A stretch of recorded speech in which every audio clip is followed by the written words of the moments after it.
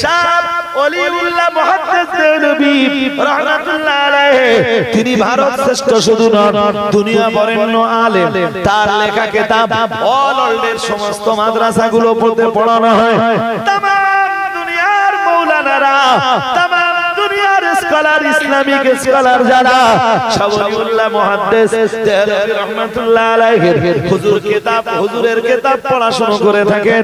শাহ ওলিউল্লাহ মুহাদ্দিস দেওলভী রাহমাতুল্লাহ আলাইহি জীবনে যতগুলো কিতাব লিখেছেন এক দুরন্ত কিতাবের নাম হুজ্জাতুল্লাহিল বালিগা।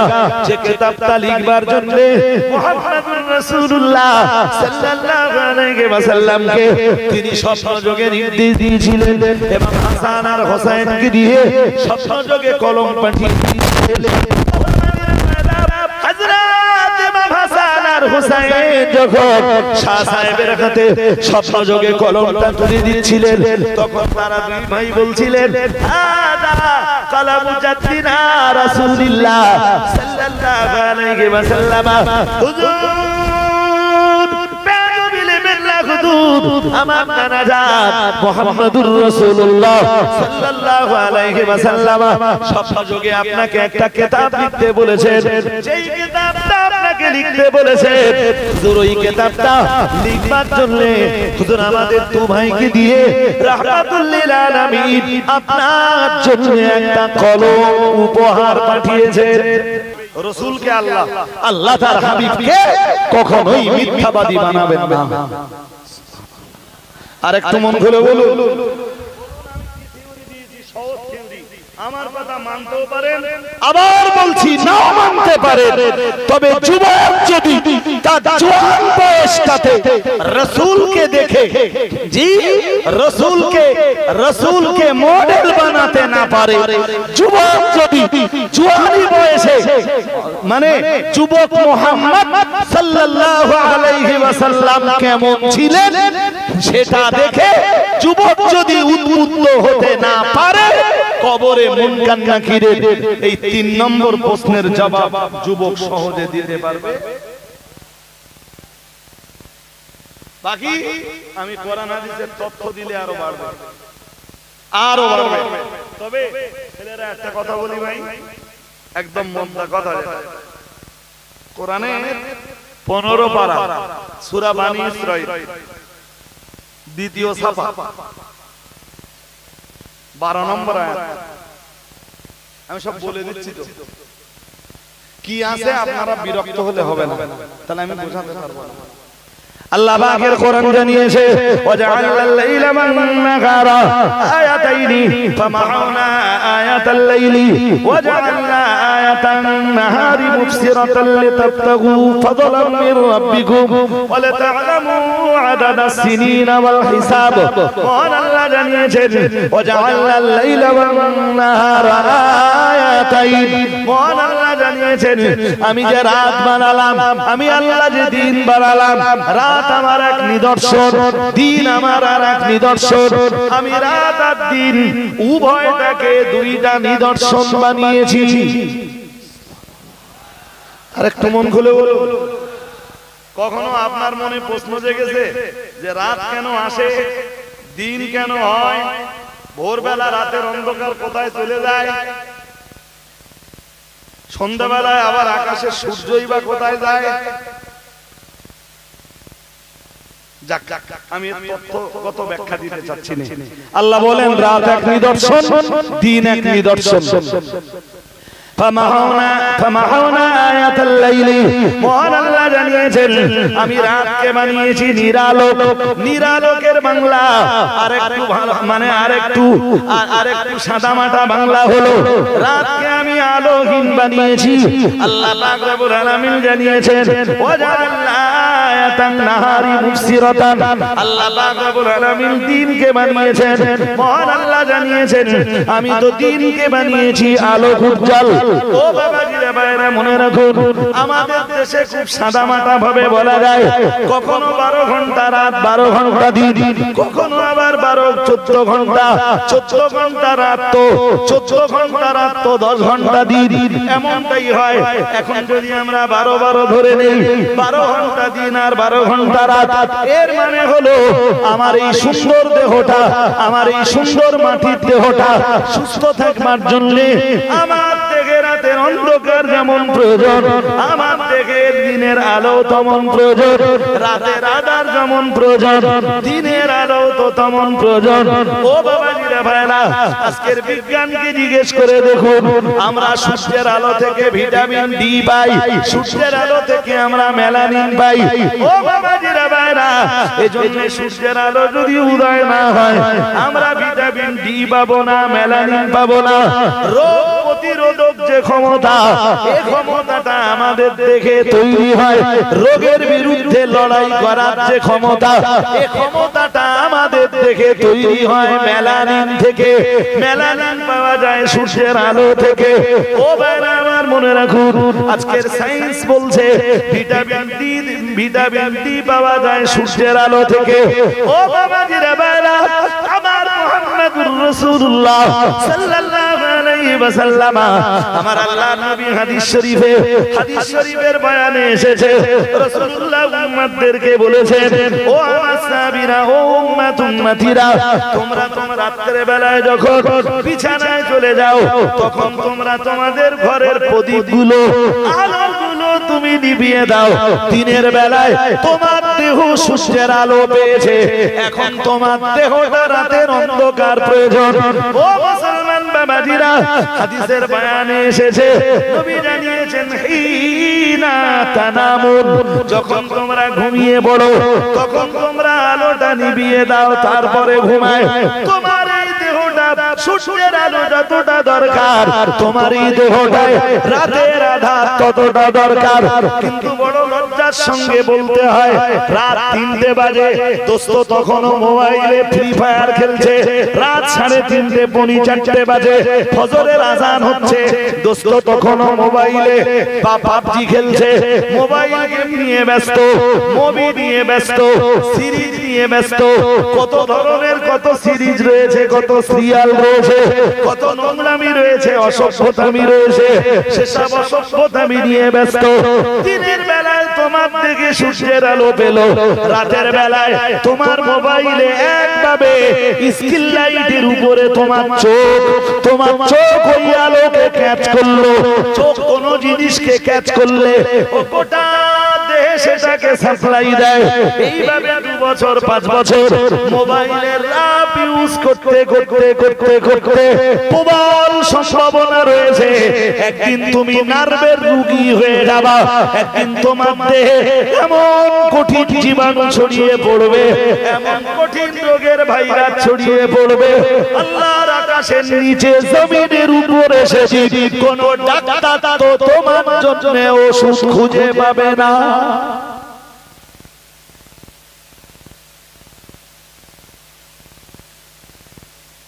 আমি রাতের বেলায় আলো থাকি, তাই দিনের বেলা যেটুকু ঘুমাই এই আলো আছে তো।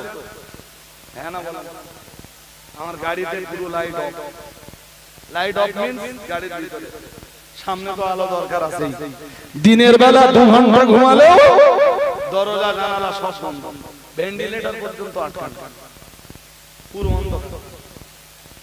হয়তো রাতের মতো গাঢ় অন্ধকার না, তবু অন্ধকার। জি কেন?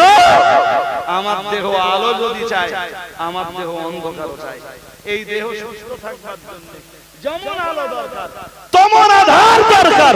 তাই তো আল্লাহ 12 আর 12 ভাগ করে দিয়েছেন, কখনো সূর্যের আলো তো কখনো রাতের আধার। আর একটু মন খুলে বলুন, আমি ঠিক জানি না ভাই যে আমার ঘরের যুব বাহিনীকে আমি বোঝাতে পারছি কিনা। তা ভাই দোস্ত, ফ্রি ফায়ার খেলা বন্ধু কেউ আসো এখানে?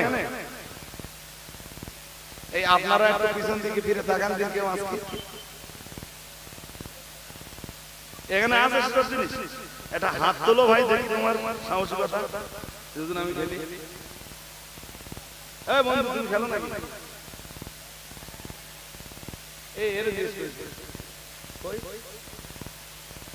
এই যে দোস্ত কই দেখি মুখটা দেখি ভাই।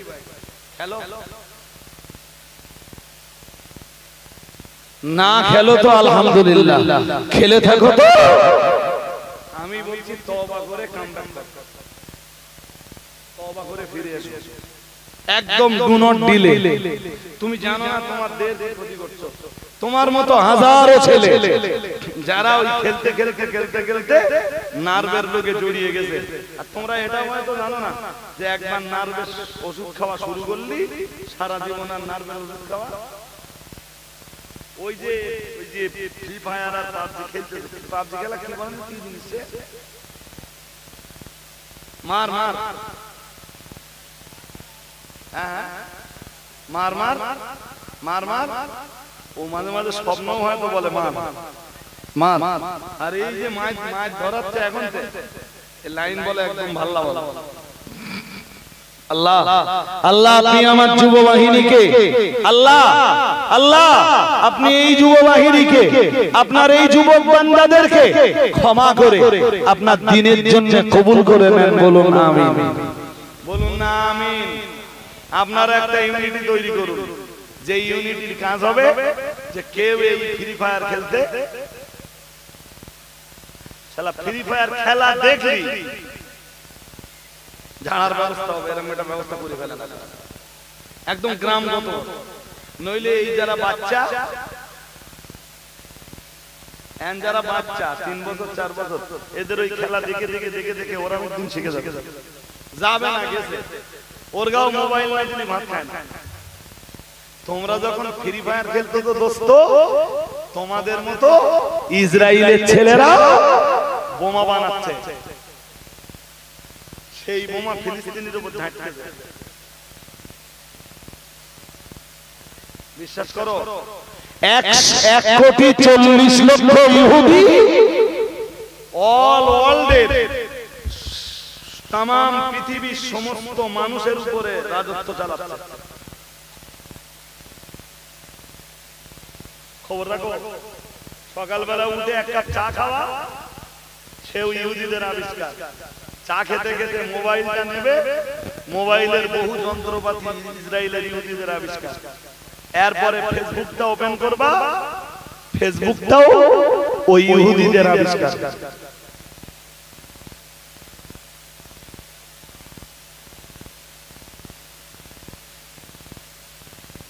আমার কি কথা বুঝতেছেন নাকি? হ্যাঁ, তোমরা করেছো ঘোড়ার ডিম, মার খেতে থাকতেই হবে।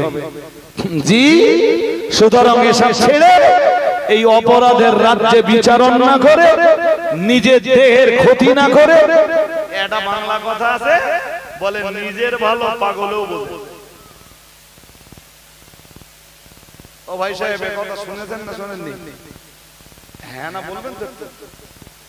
নিজের ভালো পাগলেও বোঝে।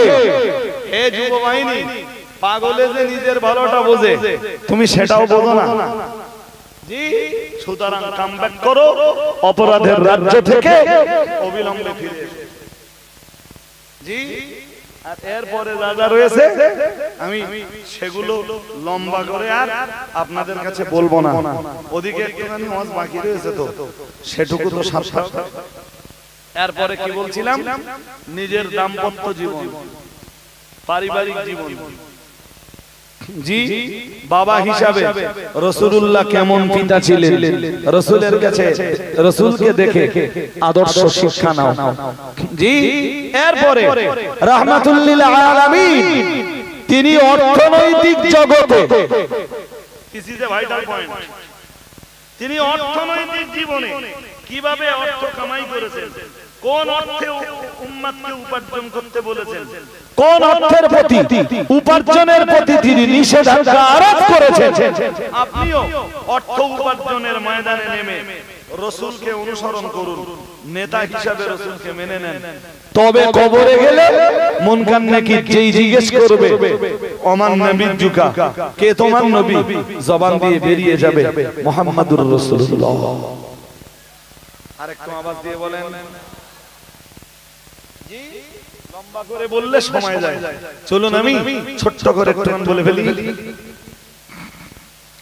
আমি আজকে শুরু করেছিলাম আল্লাহ পাকের কোরআন জানিয়েছে ইন্না ওয়াহাইনা ইলাইকা কামা ওয়াহাইনা ইলা নূহি ওয়ান নাবিয়িনা ইলা নূহি ওয়ান নাবিয়িনা মিন বাদিহি মহান আল্লাহ জানিয়েছেন ও নবী নিশ্চয়ই আমি আল্লাহ পাক রব্বুল আলামিন আপনার কাছে ওহী নাযিল করেছি কামা ওয়াহাইনা ইলা নূহি ওয়ান নাবিয়িনা মিন বাদিহি যেমন আমি আল্লাহ আমার নিকটতম এক বান্দা আমার নূহের কাছে ওহী নাযিল করেছিলাম যেমন আমি আল্লাহ আমার নূহের পরে আমার অন্যান্য নবীদের কাছে ওহী নাযিল করেছিলাম ইব্রাহিমের কাছে ওহী নাযিল করেছিলাম আমার দাউদের কাছে আমি ওহী নাযিল করেছিলাম আমার মুসার কাছে আমার ঈসা নবীর কাছে এই সকল নবী রাসূলের কাছে আমি ওহী নাযিল করেছিলাম নবী ওহী নুজুলটা আপনার কাছে নতুন কিছু নয় আপনার পূর্বেও তো আমি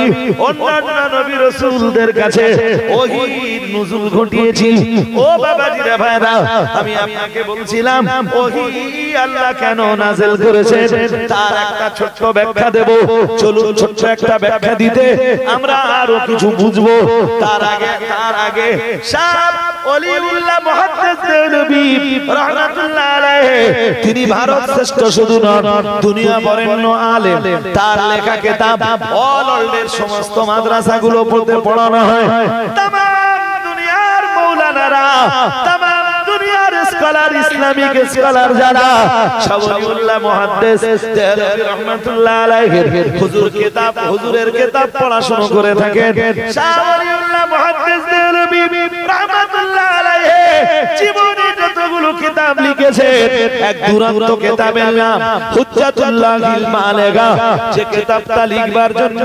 মুহাম্মদুর রাসূলুল্লাহ সাল্লাল্লাহু আলাইহি ওয়াসাল্লামকে তিনি স্বপ্নযোগে নির্দেশ দিয়েছিলেন এবং হাসান আর হোসেনকে দিয়ে স্বপ্নযোগে কলম পাঠিয়ে দিয়েছিলেন হযরত ইমাম হাসান আর হোসেন যখন শাহ সাহেবের হাতে স্বপ্নযোগে কলমটা তুলে দিয়েছিলেন তখন তারা দুই ভাই বলছিলেন হাদা কলমু জাদ্দিনা রাসূলুল্লাহ সাল্লাল্লাহু আলাইহি ওয়াসাল্লাম হুজুর আমার নানাজাত মুহাম্মদুর রাসূলুল্লাহ সাল্লাল্লাহু আলাইহি ওয়াসাল্লাম স্বপ্নযোগে আপনাকে একটা কিতাব লিখতে বলেছেন যেই কিতাবটা আপনাকে লিখতে বলেছেন হুজুর ওই কিতাবটা লিখবার জন্য হুজুর আমাদের দু ভাইকে দিয়ে রাহমাতুল লিল আলামিন আপনার জন্য একটা কলম উপহার পাঠিয়েছেন শাহ ওলিউল্লাহ মুহাদ্দিস নবী রাহমাতুল্লাহ আলাইহি তিনি ভারত শ্রেষ্ঠ শুধু নন দুনিয়া বরেণ্য আলেম তার লেখা কিতাব অল ওয়ার্ল্ডের সমস্ত মাদ্রাসাগুলো পড়তে পড়ানো হয় तमाम দুনিয়ার মাওলানারা तमाम দুনিয়ার স্কলার ইসলামিক স্কলার যারা শাহ ওলিউল্লাহ মুহাদ্দিস দেহলভী রাহমাতুল্লাহ আলাইহি হুজুরের কিতাব পড়াশোনা করে থাকেন শাহ ওলিউল্লাহ মুহাদ্দিস দেহলভী রাহমাতুল্লাহ আলাইহি জীবনে যতগুলো কিতাব লিখেছেন এক দুরন্ত কিতাবের নাম হুজ্জাতুল্লাহিল বালিগা যে কিতাবটা লিখবার জন্য মুহাম্মদুর রাসূলুল্লাহ সাল্লাল্লাহু আলাইহি ওয়াসাল্লামকে তিনি স্বপ্নযোগে নির্দেশ দিয়েছিলেন এবং হাসান আর হোসেনকে দিয়ে স্বপ্নযোগে কলম পাঠিয়ে দিয়েছিলেন হযরত ইমাম হাসান আর হোসেন যখন শাহ সাহেবের হাতে স্বপ্নযোগে কলমটা তুলে দিয়েছিলেন তখন তারা দুই ভাই বলছিলেন হাদা কলমু জাদ্দিনা রাসূলুল্লাহ সাল্লাল্লাহু আলাইহি ওয়াসাল্লাম হুজুর আমার নানাজাত মুহাম্মদুর রাসূলুল্লাহ সাল্লাল্লাহু আলাইহি ওয়াসাল্লাম স্বপ্নযোগে আপনাকে একটা কিতাব লিখতে বলেছেন যেই কিতাবটা আপনাকে লিখতে বলেছেন হুজুর ওই কিতাবটা লিখবার জন্য হুজুর আমাদের দু ভাইকে দিয়ে রাহমাতুল লিল আলামিন আপনার জন্য একটা কলম উপহার পাঠিয়েছেন শাহ ওলিউল্লাহ মুহাদ্দিস নবী রাহমাতুল্লাহ আলাইহি ঘুম ভেঙে গেল হুজুর কিতাব লেখা শুরু করলেন যেই কিতাবটা লিখলেন ওই কিতাবটা হলো হুজ্জাতুল্লাহিল বালিগা तमाम দুনিয়ার আলেমদের কাছে কিতাবটা বড় সমাদৃত, এই কিতাবটা বড় সম্মানিত। ভালো করে বুঝুন মিয়াজি, ওই কিতাবের ভিতরে শাহ ওলিউল্লাহ মুহাদ্দিস দেহলভী হারাম আর হালাল, এই পৃথিবীতে আমরা হালাল উপার্জন কেন করব, হারাম উপার্জন গুলো কেন বাদ দেব, তার এক ব্যাখ্যা দিতে যে শাহ ওলিউল্লাহ মুহাদ্দিস দেহলভী রাহমাতুল্লাহ আলাইহি কি চ্যাম্পিয়ন করে লিখেছেন। মহান রব্বুল আলামিন এই পৃথিবীর জমিনে প্রাণী বানিয়েছে আর তাদের জন্য একা একটা মেজাজ নির্ধারণ করেছে। আল্লাহ ছাগল সৃষ্টি করেছে, ছাগলকে একটা মেজাজ দান করেছে। আল্লাহ গরু সৃষ্টি করেছে, গরুর জন্য আর একটা মেজাজ দিয়েছে। মহান রব্বুল আলামিন আল্লাহ উট সৃষ্টি করেছে, উটের জন্য আর এক রকম মেজাজ দিয়েছে। উটের যে মেজাজটা দিয়েছে, গরু ছাগল আর দুম্বা আল্লাহ কাউকে এই মেজাজটা দেননি। আবার দুম্বাকে যে মেজাজটা দিয়েছে, উটকে আল্লাহ সেই মেজাজটা দেননি। উটকে যেই মেজাজ আল্লাহ দিয়েছে, ঘোড়াকে সেই মেজাজ আল্লাহ দেননি। ঘোড়ার যে মেজাজ আল্লাহ দিয়েছে, আল্লাহ রাব্বুল আলামিন সেই মেজাজ গাধাকে দেননি। গাধাকে আল্লাহ যে মেজাজ দিয়েছে, আল্লাহ পাক রব্বুল আলামিন কুত্তারে ওই রকম মেজাজ দান করেননি। আবার কুত্তারে যে মেজাজ দিয়েছেন আমার আল্লাহ, বিড়ালের ওই রকম মেজাজ দেননি। ও ভাইরা আমার, জঙ্গলের হরিণকে আল্লাহ যে মেজাজ দিয়েছে, বাঘের আল্লাহ ওই রকম মেজাজ দেননি। বাঘের মেজাজ দিয়েছেন সম্পূর্ণ আলাদা। এক এক প্রাণী যেমন সৃষ্টি করেছেন মহান রব্বুল আলামিন, এক এক প্রাণীকে আমার আল্লাহ এক এক রকম মেজাজ দান করেছে। ও বাবাজিরা ভাইরা মনে রাখুন, আর আল্লাহর কোরআন জানিয়েছে লাকাদ খালাকনাল ইনসানা ফি আহসানি তাকবীম।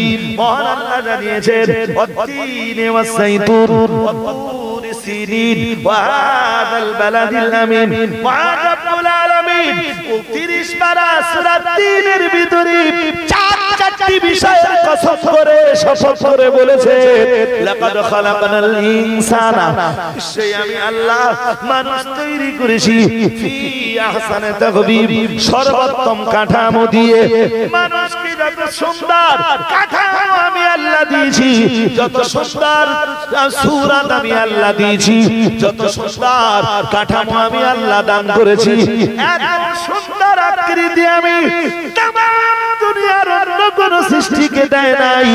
ও ভাইরা আমার মনে রাখো, মহান রব্বুল আলামিন আল্লাহ কি চ্যাম্পিয়ন করে অন্য আয়াতে বললেন 15 পারা সূরা বানি ইসরাইল, রব্বুল আলামিন আল্লাহ বললেন ওয়ালাকাদ কাররামনা বানি আদামা ওয়া হামালনাহুম ফিল বাররি ওয়াল বাহরি ওয়া রাযাকনাহুম মিনাত তাইয়্যিবাত ওয়া ফাদ্দালনাহুম আলা কাসীরিম মিম্মান খালাকনা তাফদীলা।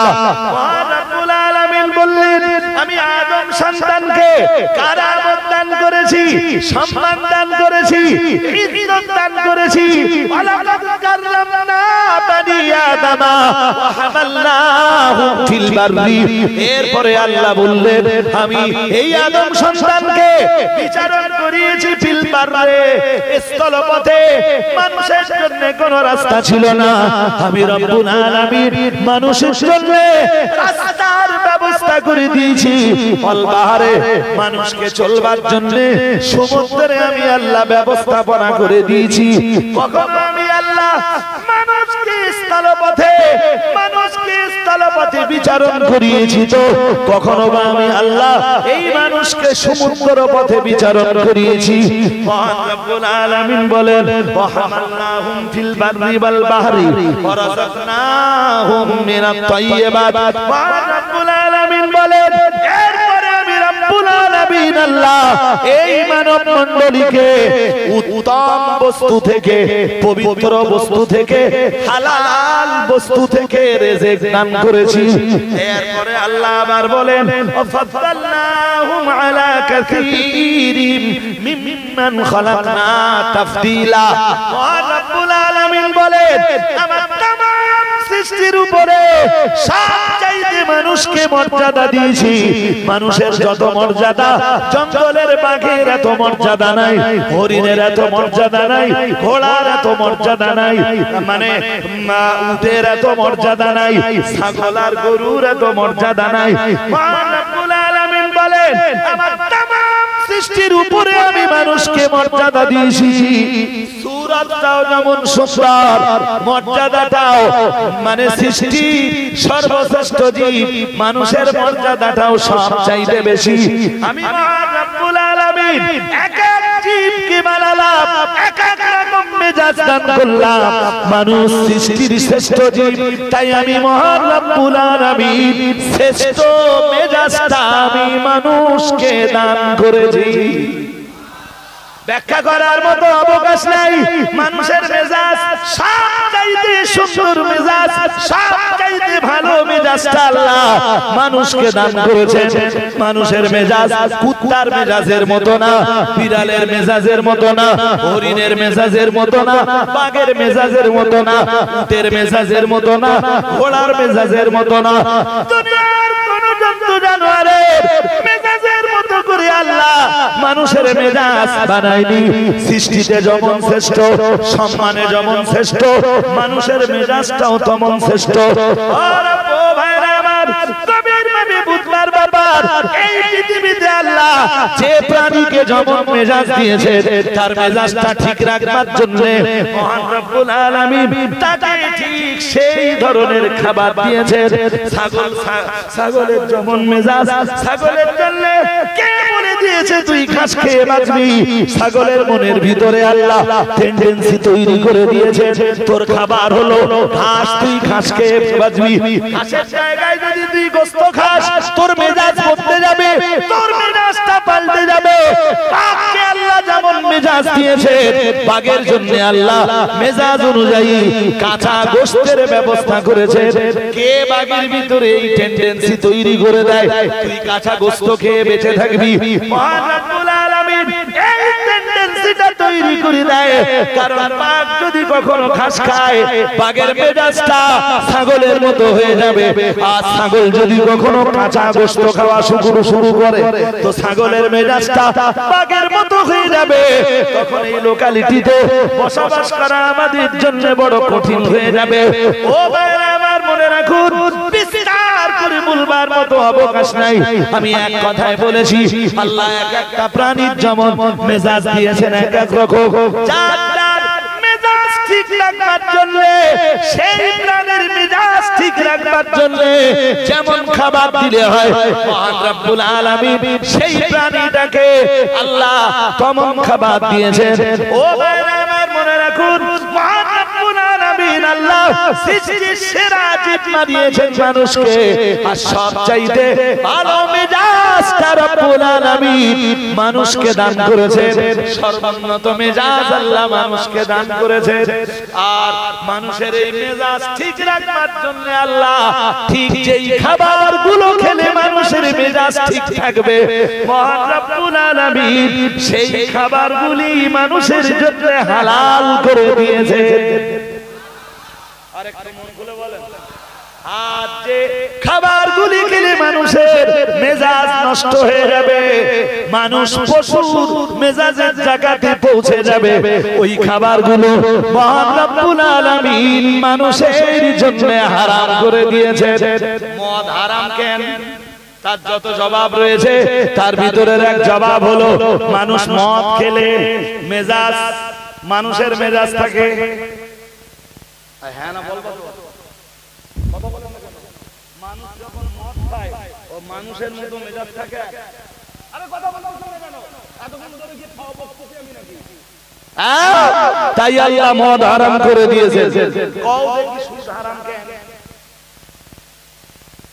সুদ খেলে এই মানুষের মেজাজ আর মানুষের মতো থাকবে না। কিসের মতো হবে? পশুর মতো। কিসের মতো?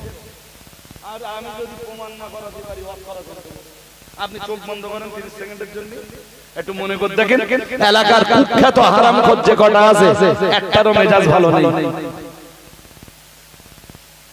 Am right or wrong? তাড়াতাড়ি বলতে হবে। যে কটা হারামখোর আছে চ্যালেঞ্জ সব কটা হারামখোরের মেজাজ নষ্ট হয়ে গেছে না যায়নি? কথা বলছেন না কেন? যাবে ওয়ালান তাজিদা লিসুন্নাতিনা তাহবিলা। আল্লাহ বলেছেন আমার নিয়ম নীতিতে তুমি কোনো পরিবর্তন দেখতে পাবা বাবা। হারাম খাবে অথচ মেজাজ নষ্ট হবে না, ये कभी हो सकता नहीं।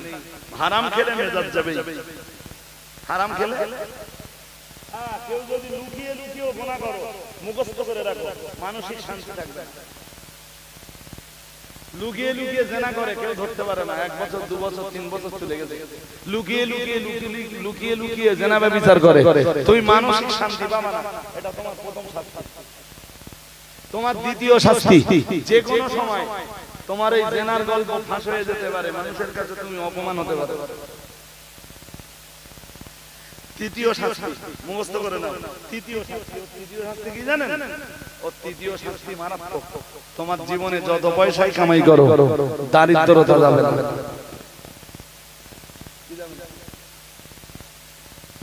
এত পয়সা আয় করবা, তাও মনে হবে যে অভাব হচ্ছে, এ টাকা পাবে ও টাকা পাবে, ছিটতেছে ও ছিটতেছে চতুর্দিকে। জি, আর তাই হয় সমাজ।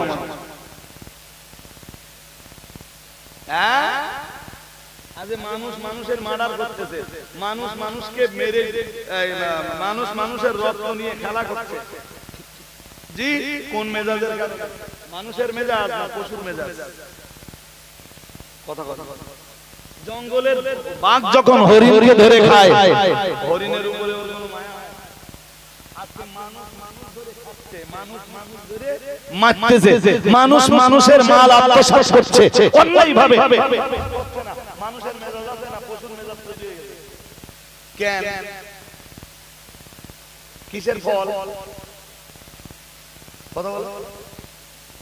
আমারে বলেন দিন দেখি যে একটা মানুষ মেরে আসতে আমি পারি কি?